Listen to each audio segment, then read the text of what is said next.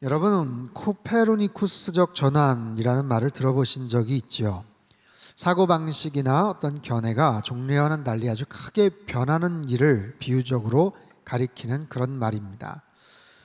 폴란드의 천문학자였던 코페르니쿠스가 1543년 지구가 자전축을 중심으로 정지해 있는 태양 주위를 돌고 있다는 지동설을 주장을 합니다.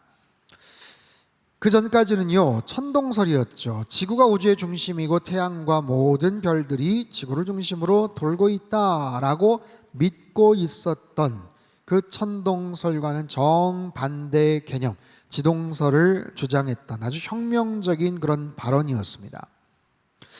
이처럼 우리의 상식과 고정관념을 깨는 특별한 생각들을 가리켜서 코페르니쿠스적 전환이다라고 이야기를 해요. 오늘 본문에 나타난 베드로가 아마 그와 비슷한 그런 경험을 하게 되죠.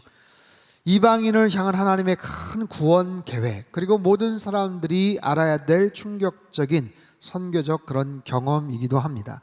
그 사건의 중심에 있었던 그 베드로의 변화의 과정에 대해서 함께 살펴보기를 원합니다. 오늘 본문 10장에는 두 사람의 환상 이야기가 소개가 돼요. 베드로가 봤던 환상과 고넬료가 봤던 환상인데, 먼저 고넬료가 어떤 사람인지를 다시 한번 천천히 살펴보죠. 1절과 2절 한번 더 같이 읽겠습니다. 시작. 가이사랴에 고넬료라 하는 사람이 있으니 이달리아 부대라 하는 군대의 백부장이라. 그가 경건하여 온 집안과 더불어 하나님을 경외하며 백성을 많이 구제하고 하나님께 항상, 가이사랴는 유대 행정상 수도예요. 헤롯 왕이 로마 황제를 위해서 예루살렘 서북쪽 한 100km 정도 지점에 바닷가에 거대한 도시를 건설을 합니다. 그리고 황제 가이사의 이름을 따라서 가이사랴라고 이름을 붙여요. 그곳에는 로마 총독의 관저가 있었고요, 함께 파견 나온 사람들의 사무실과 거처가 마련되어 있었습니다. 공무원들이 파견되었을 것이고 그 가족들이 같이 이사를 왔고, 그리고 무엇보다도 군인들이 주재하고 있었죠. 이달리아 부대라고 얘기하는데 한 1000명 정도 규모의 총독부를 지켜야 하는 그런 부대입니다. 그렇기 때문에 폭동이나 반란에 대비해서 로마 사람으로만 구성된 그런 부대를 지칭합니다. 거기에 백부장이라는 것은 100여 명의 군사를 이끌고 있는 그런 지휘관, 그런 장교를 가리키죠. 고넬료가 바로 그런 사람이었어요. 경건한 사람이었고 온 집안과 더불어 하나님을 경외했다라고 이야기를 하죠. 아마도 파견 나와 있는 동안 유대교에 개종을 했던 것 같아요. 자기 혼자만이 아니라 가족들까지도 유대교에 개종을 해서 하나님을 경외했던 그런 사람. 근데 거기서 끝나지 않습니다. 백성을 위해서 많이 구제했다, 하나님께 기도했던 사람이다. 여러분, 굉장히 이례적인 일이죠. 왜냐하면 파견 나간 로마 군대의 지휘관이, 장교가 대개 보면 지배층, 피지배층, 그 피지배 국민들을 함부로 여길 수 있는 가능성이 많은데 오히려 그들을 따뜻하게 여겼다라는 거예요. 그들을 많이 구제했다라는 거예요. 자기의 재정, 그리고 사비를, 필요하면 사비를 털어서라도 백성들을 위해서 구제했고 따뜻하게 돌봐줬던 그런 사람, 그러면서도 항상 하나님께 기도했던 사람. 여러분, 고넬료는 참 멋진 사람입니다. 성경에 나오는 많은 사람들이 나오지만 특별히 고넬료는 정말 근사한 좋은 사람이에요. 여러분, 누가 좋은 사람인가? 여러분 주변에 참 아무개는 참 좋은 사람이야, 아무개는 참 사람이 참 좋아, 여러분 그렇게 말할 수 있는 사람이 얼마나 되십니까? 어떤 사람이 참 좋은 사람이야 라고 할 때는요, 그 사람이 모든 사람과의 관계에서 좋은 사람이어야 돼요. 즉 고넬료처럼 자신의 가족들에게도 존경을 받고 부하들에게도 그렇게 신임을 얻고 지역 사람들에게도 지지를 받고 환영을 받고, 그리고 무엇보다도 하나님 앞에서도 신실했던 그런 사람, 즉 그를 둘러싼 모든 방향에서 좋은 평가와 칭찬을 받을 수 있는 바로 그런 사람이 좋은 사람이겠죠. 여러분, 고넬료처럼 모든 사람과의 관계에서 칭찬받는 그런 좋은 사람들 되시기를 바랍니다. 그런 고넬료가 기도하던 중에 환상을 봐요. 3절 4절 같이 읽습니다. 시작. 하루는 제9시쯤 되어 환상 중에 밝히 봄에 하나님의 사자가 들어와 이르되 고넬료야 하니 고넬료가 주목하여 보고 두려워 이르되 주여 무슨 일이니까? 전사가 이르되 내 기도와 구제가 하나님 앞에 상달되어 기억하신 바가 9시에 오후 3시를 말하죠. 정해진 기도 시간에 한참 기도하는데 환상을 봅니다. 하나님의 사자가 찾아와서 고넬료야 라고 그렇게 불러요. 그가 두려워했다고 해요? 무슨 일입니까? 라고 물어봐요. 두려워했다라는 것, 그건 자연스러운 그런 반응이겠죠. 근데 무슨 일입니까? 하는 걸 보면 과거에도 그런 사례들이 여러 번 있었겠구나 하는 것을 추측해 볼 수 있죠. 그런 고넬료를 향해서 하나님의 사자가 특별한 명령을 내리십니다. 5절과 6절이에요. 같이 읽죠. 시작.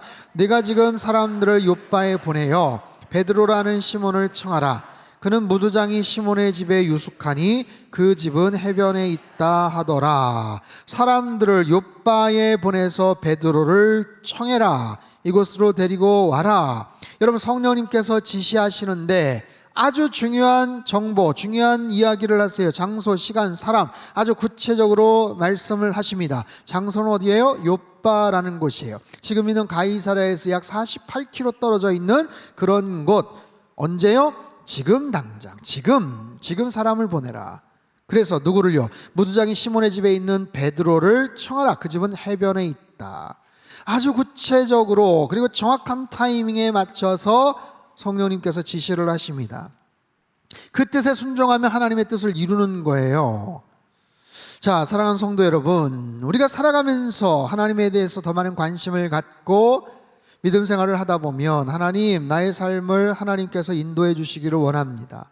하나님께서 이끌어 주시는 삶이 되기를 원합니다. 누구나 다 그런 기도를 하지 않겠어요? 근데 하나님께서 우리를 인도하셔요. 우리를 이끌어 주셔요. 근데 우리가 만약에 따라가지 않으면 누구 책임입니까? 하나님 책임입니까? 우리 책임입니까? 하나님은 이끌어 주신다고 말씀을 하시고 가르쳐 주시는데 정작 우리가 그 뜻에 순종하지 않으면 여러분, 그 하나님의 인도하심을 우리가 어떻게 받겠어요? 말은 근사하게 그렇게 이야기를 하는데 하나님, 나의 평생에 하나님의 인도함을 받기를 원합니다 라고 그렇게 말은 하는데 정작 하나님께서 사인을 주시는데 정작 그대로 움직이지를 않는다면, 거기서 멈추라고 하시기도 하고 거기서 오른쪽으로 가라고 하시는데 정작 그대로 순종하지를 않는다면 여러분, 어떻게 하나님의 뜻을 이루고 하나님께 인도함 받았다라고 말할 수가 있겠냐고요. 여러분, 우리가 살아가면서 정말 하나님의 뜻을 몰라서 하나님의 인도함을 받지를 못할까요? 그런 일들도 많겠지만 대부분은요, 하나님께서 우리에게 사인을 주셔요. 깨닫게 하셔요. 아, 무엇을 하나님이 원하시겠구나 하는 것을 우리에게 가르쳐 주신다고요. 근데 정작 그건 그거고 저는 제 갈 길 가렵니다 라고 하는 경우들이 굉장히 많습니다. 이미 나에게 생각하고 내가 결정하고 고집스럽게 마음 품은 것들을 내려놓지 않는 경우들이 많다고요. 여러분 보십시오. 하나님은 준비하시는 하나님, 여호와 일의 하나님이세요. 시간의 마스터가 되시고 공간과 모든 장소의 주인공이 되시죠. 마치 그런 거예요. 영화 감독이 한 편의 영화를 찍고 한 컷 촬영을 할 때마다 액션 사인을 주죠. 이미 다 준비가 되어 있을 거예요. 주연, 조연, 거기다 지나가는 행인까지, 음향, 조명, 모든 부분들이 다 완비가 되고 완벽하게 준비되어 있다는 얘기를 들으면 그제서야 모든 것들 조용히 시키고 그때 큐 사인을 보내지 않겠어요? 그럼 각자가 맡겨진 역할, 배역에 따라서 자기가 해야 될 대사를 치고 거기에 따라서 움직이고 행동하면 되는 겁니다. 그러면 전체적으로 그 드라마나 영화가 그 장면 시퀀스, 그 컷들이 찍혀지겠죠. 그런데 만약에 자기 고집대로, 자기 주장대로 만약에 거기서 연기를 하거나 그런 대사가 나온다면 여러분, 그런 배우들을 감독이 어떻게 계속 쓰겠습니까? 저 친구 옛날에 잘했다고 하는데 이상하게 잘 말을 안 들어. 내가 하라는 대로 자꾸만 안 하고 뭔가 자꾸만 자기 멋대로 해.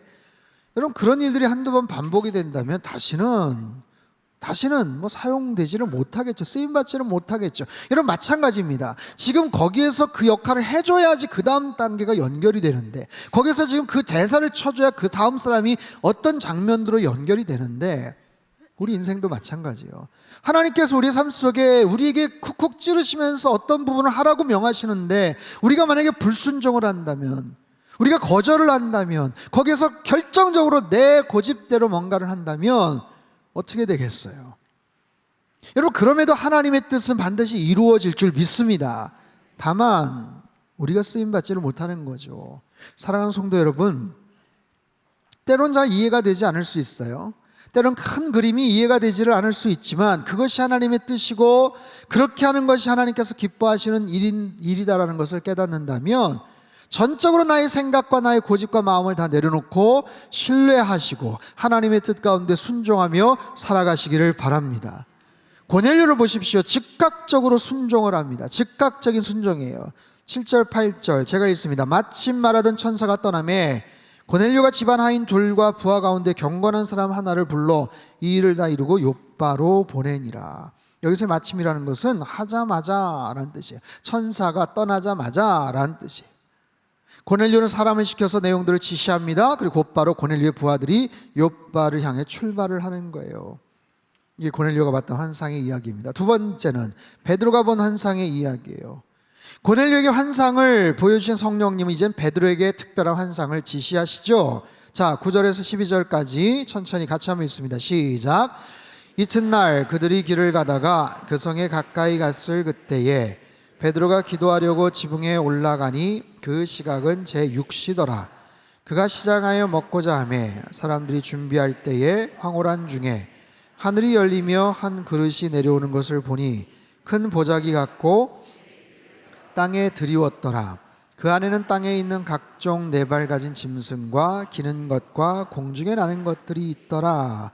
고넬료가 보낸 사람들이 그 다음 날 그 성에 가까이 갔을 그때, 이미 그 전날 출발했던 사람들이 이제 욥바 성읍에 도착한 거예요. 근데 그 타이밍에 베드로가 기도하려고 지붕에 올라갑니다. 6시, 우리 시간은 오후 12시예요 12시 정오의 시간에 베드로가 기도하고 있었고 기도를 하다가 환상을 보거든요. 아주 특별한 환상이에요. 11절을 보니까 하늘이 열리고 큰 보자기 같은 그릇이 내려왔는데 그 안에 온갖 더러운 것들, 여러 가지 짐승, 율법에서 금지한 짐승들, 벌레들, 새들이 가득 차 있었다. 그런데요, 그것을 잡아먹으라 라는 소리가 들립니다. 그러자 베드로의 반응을 한번 보십시오. 13절에 16절입니다. 시작. 또 소리가 있으되 베드로야 일어나 잡아먹으라 하거늘 베드로가 이르되 주여 그럴 수 없나이다. 속되고 깨끗하지 아니한 것을 내가 결코 먹지 아니하였나이다 한데 또 두 번째 소리가 있으되 하나님께서 깨끗하게 하신 것을 내가 속되다 하지 말라 하더라. 이런 일이 3번 있은 후 그 그릇이 곧 하늘로 올려져 가니라. 베드로의 반응을 보십시오. 주여 그럴 수 없습니다. 공동 번역에서는 주여 절대로 안 됩니다 라고 얘기해요. 여러분, 베드로는 유대인이죠. 철저한 유대주의자입니다. 레위기 11장에 나오는 음식에 대한 규정들이 있거든요. 수백 년, 수천 년 동안 그들이 지켜왔던 무엇은 먹고 무엇은 먹지 말고, 어떤 부분은 접하고 어떤 부분은 멀리 해야 되고 뭐 이런 거예요. 그것이 뼛속 깊이 자리를 잡았던 베드로. 무엇보다도 베드로는 이 음성이 성령 하나님의 음성임을 알고 있습니다. 이 음성의 주체가 성령님이라는 걸 알고 있어요. 그런데도 보십시오. 그럴 수 없습니다 라고 단정을 짓잖아요. 굉장히 강하게 부정을 하고 있어요. 오히려 야, 내가 깨끗하게 했는데 네가 왜 속되다고 하냐? 그러지 말아라. 먹어라. 안 됩니다. 그럴 수 없습니다. 3번이나 그는 거절을 해요. 여러분 보세요. 지금 베드로는요, 지난주 설교 9장 후반부에서 엄청난 치유와 기적을 행하죠. 자, 애니아를 고쳐 8년 된 중풍병자를 고칩니다. 더 나가서 죽은 다비다를 살립니다. 죽은 자를 살렸어요. 엄청난 기적을 행했다고요. 그런 베드로, 성령 충만한 상태예요. 지금 기도하던 중에 환상을 보잖아요. 들려오는 목소리의 주인공이 하나님인 줄 알잖아요. 환상의 의미는 이방인을 받아들이라는 뜻이에요. 이방인을 향한 하나님의 뜻입니다. 그런데 3번이나 베드로는 거절합니다. 안 됩니다. 절대로 안 됩니다. 먹을 수 없습니다. 여러분, 베드로는 왜 그러는 걸까요? 당시 유대인들의 가장 중요한 법이 안식일과 정결법이에요. 정결법은 레위기 11장에서 구약의 정결법이 시작이 되는데, 세월이 흐르면서 이것이 음식에 대한 규정만이 아니라 율법의 전통, 장로들의 유전, 구약의 역사 속에서 사람들, 인종에 대한 그런 비판, 사마리아인들에 대한 비판, 이방인들에 대한 부정적인 편견으로 더 확대되고 구체화됩니다. 사마리아인들, 같은 이스라엘 뿌리를 지녔지만 변질되고 타락한 족속을 향해서 손가락질을 했던 그들, 하지만 이미 8장에 보면 빌립을 통해서 사마리아 경계를 넘어서지 않습니까? 근데 지금은 이방인들이에요. 구약시대에 말하는 블레셋, 암몬, 모압, 에돔 족속처럼 할례받지 못했던 민족들, 그런 족속들을 용납하고 받아들여라? 이것은 도저히 이해할 수 없는 그런 문제예요. 그래서 베드로는 그 음성이 하나님이 뜻인 줄 알면서도 절대로 안 됩니다라고 그렇게 답변을 하고 있어요. 여러분, 이것이 얼마나 아이러니하고 모순되는 모습입니까? 베드로는 음식에 대한 규정들, 부정하고 정결한 것에 대한 율법들, 이방인을 접촉하고 이방인을 받아들이는 것 절대로 안 된다라고 생각했던, 율법에서 말하는 것은 절대로 금해야 된다라고 생각했던 베드로가 정작 지금 어디에 있는지 아세요? 6절에 보면 베드로는 가죽 제품을 만드는 무두장이 시몬의 집에 머물고 있습니다. 무두장이란 짐승의 가죽 껍질을 벗겨서 약품 처리해서 온갖 가죽 제품을 만드는 사람이에요. 마땅히 그의 작업하는 곳에 동물의 가죽, 피냄새가 튀고 현장엔 널브러진 동물의 사체들이 이리저리 뒹굴었겠죠. 정말 혐오스럽기 짝이 없는 그런 환경, 박제된 가족들, 동물들이 걸려 흉물스러운 그런 모습들이 펼쳐졌을 거예요. 그런 작업을 해서 생계를 이어가는 무두장이 오늘날이야 고급 기술이고 가죽공예는 멋진 작업이지만 당시에는 아주 천한 직업으로 간주되었었어요. 그래서 탈무드 등에는 무두장이와 거래하는 사람들에게 화 있을진저 이런 언급도 있었대요. 냄새도 많이 나고 그래서 도시 외곽이나 바닷가 근처에서 살아야만 했던 아주 부정하고 천한 직업이었습니다. 그런데 정작 베드로는 그곳에 거처를 마련하고 있습니다. 이것이 얼마나 이율배반적이고 자기 이기적인 행동의 모습입니까? 자신의 편의를 위해서는 아무렇지도 않게 갈등 없이 숙소를 사용하는데 환상의 주체이신 성령님의 뜻은 적극적으로 거부하고 거절하고 있어요. 어떻게 이건 가능한가? 이거는 왜 허용이 되고 이것은 왜 안 되는가? 여러분 이상하게 생각하지 않았을까요? 여러분 베드로의 그런 모습이 다른 사람 아닙니다. 베드로의 모습이에요. 아무리 성령 충만했던 사람 베드로도 자신의 고집과 자신의 욕심을 버리지 못했다는 거예요. 자신이 원하는 대로 생각하고 원하는 대로 바라보고 해석하고 행동하고 있었다는 거예요. 지금까지 지켜왔던 자신만의 선입견, 그 무서운 편견들, 그래서 편한 대로 자기가 원하는 대로 마음대로 적용하고 있음을 이 모순된 행동을 우리에게 보여줍니다.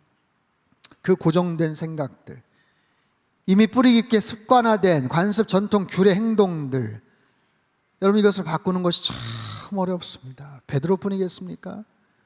여러분 우리에게도 나름대로 선입견들, 편견들, 갖고 있는 사고 의식들이 있어요. 사람과의 관계에서 어떤 행동에 있어서 이래서 안 돼, 저래서 틀렸어. 사람과의 관계에 있어서도 조금만 더 얘기해보고 조금만 더 시간을 내서 대화를 해보면 금방 풀어주고 이해가 될 텐데, 아 그래서 그랬구나 싶을 텐데 어떤 아주 사소하고 특정한 일 때문에 아예 프레임을 잡아놓고 아예 그렇게 규정을 해버리고 그렇게 단정을 짓는 그런 경우들이 얼마나 많은지 몰라요. 여러분 내 안에 있는 그 무서운 편견, 선입견들, 그리고 아주 오랫동안 뼛속 깊이 자리 잡은 그런 습관들 여러분 누가 시키지도 않았는데 거기에 맞춰서 우리는 행동을 합니다. 여러분 보세요. 누가 시키지도 않았는데 꼭 그 자리에 앉으십니다. 지금 다 그 자리에 앉으세요. 거기다 여러분 뭐 꿀 발라놓았습니까? 이름표 새겨놨어요. 거기다가 희한합니다. 거기다 딱 항상 그 자리, 항상 주차할 때도 마찬가지입니다. 항상 그곳. 여러분 동문, 서문 항상 그곳으로 들어오죠. 항상. 습관이라는 건 굉장히 무섭습니다. 정말 크게 뭐 중요하지도 않음에도 불구하고 익숙해져 있는 우리의 생활 양식을 바꾼다는 건 참 어려워요. 여러분 오늘 설교의 제목을 베드로 선교의 눈을 뜨다라고 잡았어요. 베드로는 초대교회 리더입니다. 기가 막힌 역할들을 했고 성령 충만했고 여러분 정말 웃긴 건 뭔지 아세요? 지금 선교적인 일들을 얼마나 많이 했는지 몰라요, 베드로가. 아니, 선교적인 삶을, 선교적인 일들을 지금까지 해왔잖아요. 지금까지 해왔잖아요. 근데 앞으로 더 눈을 떠야 될 선교적인 관점들이 있더라고요. 오래전에 장신대 이광순 선교학 교수님이 선교에 눈을 뜨는 것이 제2의 중생이다, 이런 표현을 하셨는데 정말 그런 것 같아요. 아주 특별한 일이고 아주 중요한 일이기도 합니다. 우리 통합 측의 아주 신실한 목회자 부부가 오래전에 아프리카로 선교를 떠났어요. 섬기시던 교회에서 선교사 파송식을 했고요. 아프리카로 이제 파송되는 부교역자에게 마지막으로 담임 목사님께서 이름만 대면 아는 모든 사람이 아는 교계 원로이셔요. 그분이 아끼는 마음으로 부교역자이자 이제 선교사로 파송될 그분에게 한마디 하셨습니다. 뭐라고요? 그런데 자네는 국내에서도 할 일이 많은데 뭐 굳이 아프리카까지 가려고 하나?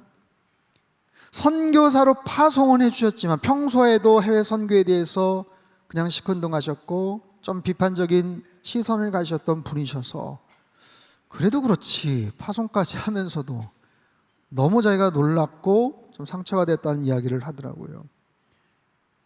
아, 그런 이야기를 할 수도 있겠구나. 여러분, 베드로를 보십시오. 그렇게 복음을 전하고 성령 충만하고 놀라운 사건 기적들을 행하고 있는데도 아직도 선교적인 자기만의 협소한 틀에 갇혀서 시선을 뜨지를 못하고 있어요. 유대인이라는 자기 중심성, 자기 민족 중심적인 성경적 해석, 왜 복음이 사마리아를 거쳐서 땅끝까지 가야 되는지를 알지 못하는 협소한 생각들. 사랑하는 성도 여러분, 성경에 나타난 하나님은요, 우리 하나님은 선교하시는 하나님이신 줄 믿습니다. 여러분, 그 하나님이 저와 여러분을 많이 사랑하신다는 거 여러분 알고 계십니까? 하나님 우리를 사랑하셔요. 하지만 우리만 사랑하시는 것 아닙니다. 하나님 우리에게 복을 주시지만 그 복을 우리만 누리라고 주신 것 아니라고요. 아브라함에게 복 주시는 하나님은 그 복이 아브라함을 통해서 열방에 흘러가기를 원하십니다. 땅의 모든 끝이 아브라함을 통해서 알려지고 여호와께 돌아오기를 원하신다는 거예요.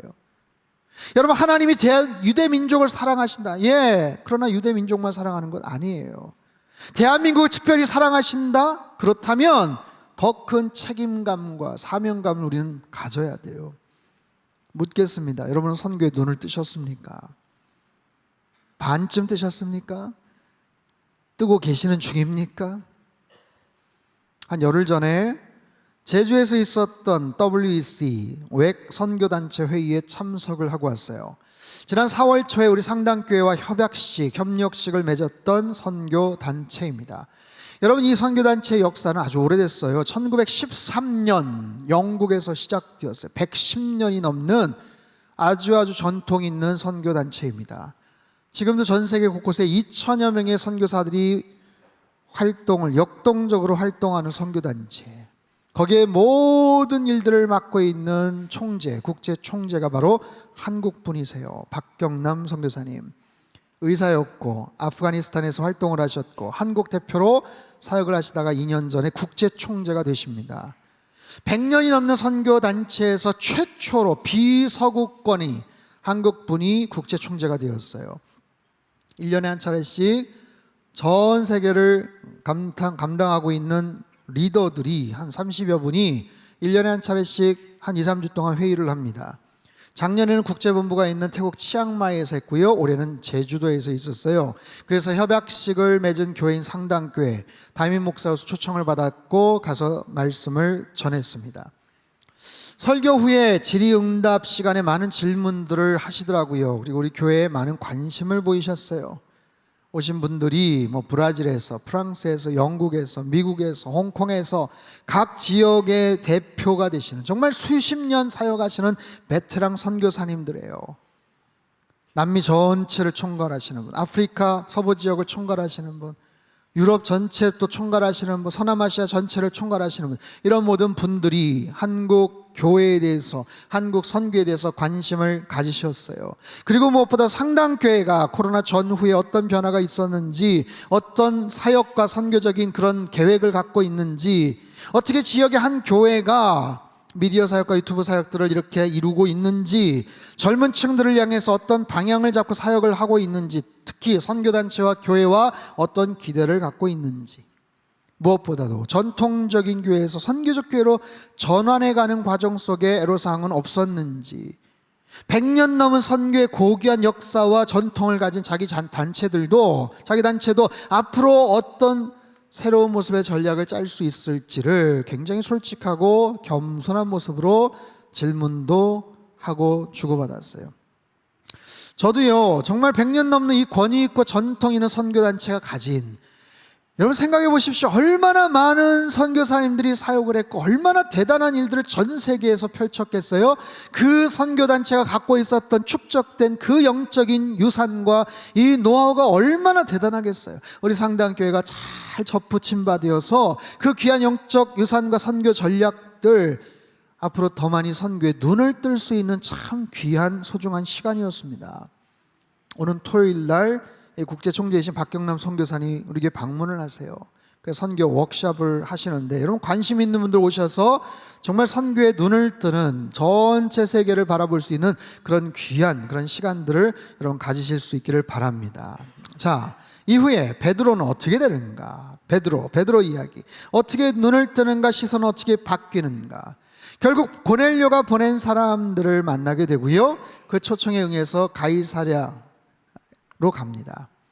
요빠에서 가이사랴로 갑니다. 그리고 그곳에서 준비하고 기다리고 있던 고넬료와 그 가족들을 만나게 되죠. 그리고 이야기를 듣는 거예요. 어떻게 자신을 초청했는지, 고넬료에게 역사하신 성령님의 인도하심을 듣고, 아하, 하나님께서 아주 특별한 만남을 준비하셨구나, 만나게 하셨구나, 이 복음의 역사가 더 확장되기를 원하시는구나, 예루살렘과 사마리아를 넘어서 이방인들을 향해 뻗어나가기를 원하시는구나 하는 것을 비로소 깨닫게 됩니다. 34절 35절 우리 크게 한번 읽죠. 시작. 베드로가 입을 열어 말하되 내가 참으로 하나님은 사람의 외모를 보지 아니하시고 각 나라 중 하나님을 경외하며 의를 행하는 사람은 다 받으시는 줄 깨달았도다. 깨달았도다. 초대교회 영적 리더였던 베드로가, 성령 충만했고 성령 체험을 했던 베드로가, 죽은 자를 살리는 놀라운 이적을 행했던 베드로가 드디어 깨달았도다. 사랑하는 성도 여러분, 하나님은 저와 여러분의 영적인 시선이 더욱더 확장되기를 원하십니다. 여러분, 우리의 영안이 밝혀지기를 하나님께서는 원하신다고요. 그리고 내 안에 있는 온갖 부정적인 선입견들, 편견들, 그것에 가로막혀서 보지 못하게 만드는 것들이 다 사라지기를 원하셔요. 그래서 우리의 생각, 우리의 감정, 우리의 여러 가지 관계의 지평들, 우리 행동과 사역의 지경들이 더 넓어지기를 원하신다고요. 나도 모르게 생긴 여러 가지 문화적인, 관습적인 생각의 많은 장벽들, 그것을 넘어서야 우린 더 확장된 의미에서 사도행전의 꿈을 이룰 수가 있고요, 하나님께서 기뻐하시는 선교적인 삶을 살아갈 수 있게 됩니다. 1절에 겨자씨를 통해서 한번 말씀드린 적이 있어요. 여러분, 잠자리의 눈은요 약 3만 개가 된다고 합니다. 여러 개의 혼눈으로 이루어진 겹눈을 갖고 있어서 시선을 다른 방향으로 돌리지 않고도 먹잇감을 찾을 수 있대요. 그렇게 많은 눈을 가지고, 3만 개의 눈을 가지고 사방을 볼 수 있고 움직이는 물체들 예민하게 감지를 합니다. 근데 웃기는 건 뭔지 아세요? 잘못해서 좁은 공간 안에 실내에 들어오면 창문이 어디에 열려 있는데도 불구하고 출구를 못 찾는다는 거예요. 그래서 버벅버벅 거리다가 헤매다가 죽기도 한다는 거죠. 뭘 말하는 거예요? 아무리 많은 눈이 있어도 본질을 꿰뚫을 수 있는 눈이 있어야 된다라는 거예요. 천하의 베드로도 하나님의 뜻과 그 음성에 안 됩니다 라고 말했던 것처럼, 우리의 믿음 생활 열심히 감당하고 있음에도 반드시 열려져야 될 눈이 바로 선교에 대한 눈인 줄 믿습니다. 그래서 우리는 기도해야 돼요. 주여, 우리의 영안을 열어 주시옵소서. 주여, 우리의 눈을 열어 주시옵소서. 주여, 우리의 믿음의 시선을 더 확장시켜 주시옵소서. 선교의 눈을 뜨게 하시고 하나님의 시선을 바라보게 하시고 하나님의 마음을 품게 하셔서 진정한 사도행전의 꿈을 이루는 선교적 교회가 되고 선교적인 삶을 살아가는 저와 여러분의 삶이 되시길 주님의 이름으로 축복합니다. 하나님 아버지, 우리의 눈을 열어주시되 활짝 열어주시고 선교적인 비전과 그 꿈을 품고 살게 하여 주시옵소서. 내가 중요하다고 생각하는 모든 것들 하나님 보실 때 하나도 중요하지 않을 수 있음을 압니다. 베드로가 이런 얘기를 했다는 것은 충격적입니다. 하나님, 내 안에 있는 모든 것들 다 백지 상태로 내려놓고 하나님이 가장 원하시는 것에 오롯이 나의 인생, 시간, 물질, 건강 다 주님 앞에 내어드리며 하나님의 마음을 시원케 할 수 있는 그런 선교적인 삶을 살게 하시고 선교적인 교회 되도록 축복하여 주옵소서. 존귀하신 예수님의 이름으로 감사하며 기도합나이다.